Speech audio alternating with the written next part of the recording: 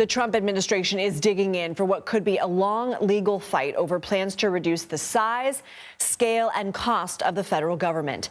At least 8 lawsuits have already been filed just on behalf of independent inspectors general who were removed from office after President Trump returned to the White House.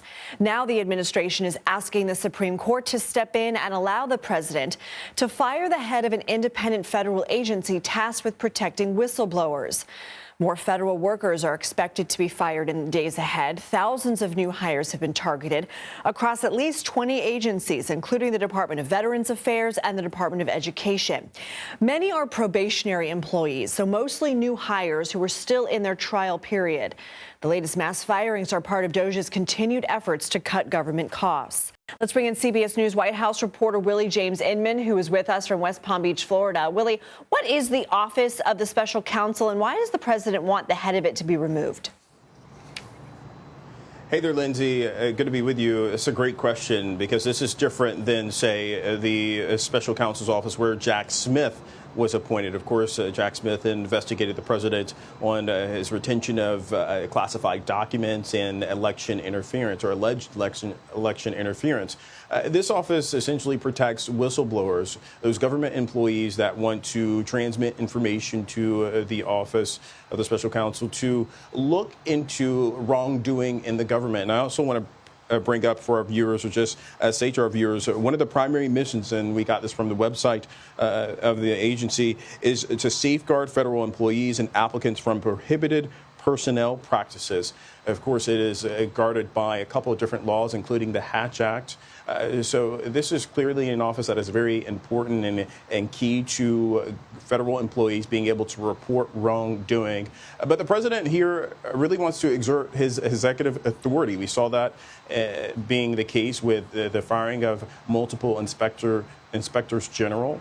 The president here looking to do that, and with this case being at the Supreme Court, I'll note that Hampton Dillinger, who in this case is fighting against this, saying that he was fired basically without cause, saying that the White House has to give specific reasons as to why he should be fired and should lose his employment. He said that no problems with his job performance were described in the letter that was sent by the Trump administration to let him go or to fire him from his role. So we'll have to wait and see what happens at the Supreme Court. It's a holiday today.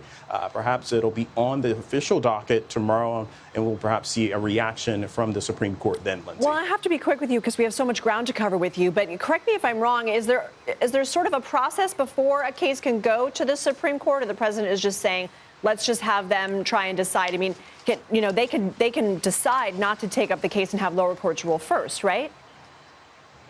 Yeah, they certainly can, and this has already been at the lower court level, and that's what's happening here. It's making its way through the administration looking to usurp or looking to change the outcome in terms of the lower court ruling, because that lower court essentially ruled for the most part in the favor of Dillinger, for him to be able to be back on the job, at least for a short time, until this was decided. So clearly the administration looking to say that, look, we have the executive authority, we have the power to remove this person, this individual, but he himself, Dillinger, fighting this and saying that he was fired basically without cause, Lindsay. All right, let's talk about some more of the cuts that we're hearing about. We're hearing about the firing of hundreds of FAA employees, Federal Aviation Administration. Of course, this is weeks after that tragic midair collision between a military helicopter and passenger jet near D.C. Today, we know that DOJ will be visiting the agency's command center. What is the president's plan for the FAA? Yeah, we know that DOJ is expected to talk with some of the employees at the FAA, most notably perhaps some air traffic controllers, to have a look at the type of equipment that they're using, what they like and what they don't like about the equipment.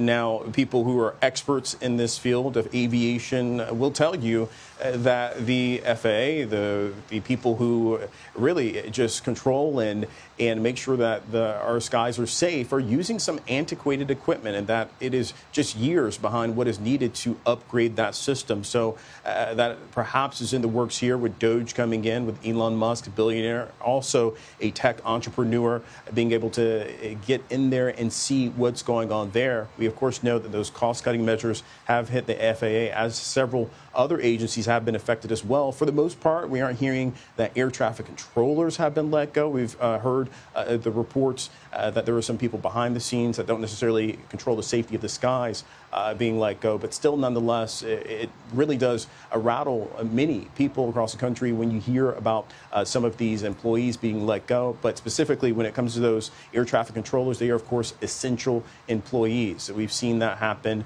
from other government agencies as well, whereas you have some hundreds or perhaps thousands affected. Some essential employees are able to stay on the job and perhaps are accepted or excluded from that buyout offer, a separate offer from the Trump administration, Lindsay.